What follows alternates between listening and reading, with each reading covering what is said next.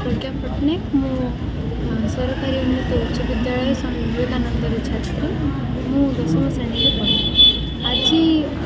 JP trust तरफ sir Jaydev Parida sir आर्थिक माने आर्थिक स्थिति जो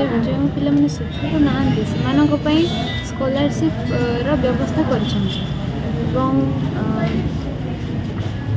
एठारे 50 मार्क परीक्षा होता जो कि समस्त पिला मैंने भल कर आशा करुँची। आम विद्यालय गला वर्ष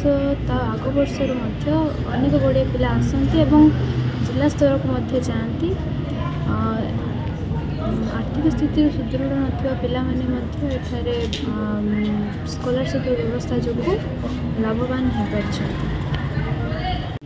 सरकारी उच्च माध्यमिक विद्यालय जामनगर आसी जेपी ट्रस्ट स्कॉलरशिप एग्जाम को 2-3 दिन पूर्व कहुला आम से प्रिपेयर होती जो मनकर आर्थिक अवस्था ठीक नुहे से एग्जामटा देखना जिला स्तर को जाइए सार आमको साहाय्य करेंगे और जहाँ आर्थिक अवस्था ठीक नुहे कोई जे भल कर सार ठीक करेंगे। आम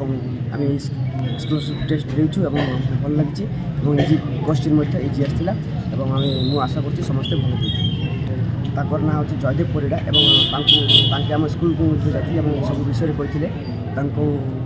तरफ बहुत बहुत धन्यवाद। ये क्विज एग्जाम रे जीके आसाला मैथ विषय आसाला।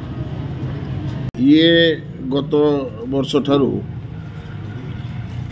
जेपी एजुकेशनल ट्रस्ट गठन होगा परे आमर कर्मकर्ता मानकर एक बैठक बसी मैनेजमेंट तरफ गोटे निष्पत्ति निगला जे नवरंगपुर जिला शिक्षा क्षेत्र में सबुठ पछुआ जिला तार विभिन्न कारण अच्छे पछुआ किछि पिला प्राइमरी स्टेज रे ड्रॉप आउट करछंती किछि एमई स्कूल स्टेज रे समान ड्रॉप हो जाउछंती किछि मैट्रिकुलेशन पर 10th पर्यंत पास पढ़ा पर्यंत पर ड्रॉप आउट हो जाउछंती। तेणु जेपी एजुकेशनल ट्रस्ट एक चिंता कला जे ये अंचल जो पछुआ अंचल हिसाब से आम आज पर्यंत शिक्षा क्षेत्र में परिगणित होचु जदि किसी गुणिची मशार साहाय्य अंतत करा जाई परिबो अंतत जो आदिवासी किंबा गरीब पिला माने कुर्सी तोरा पेनरा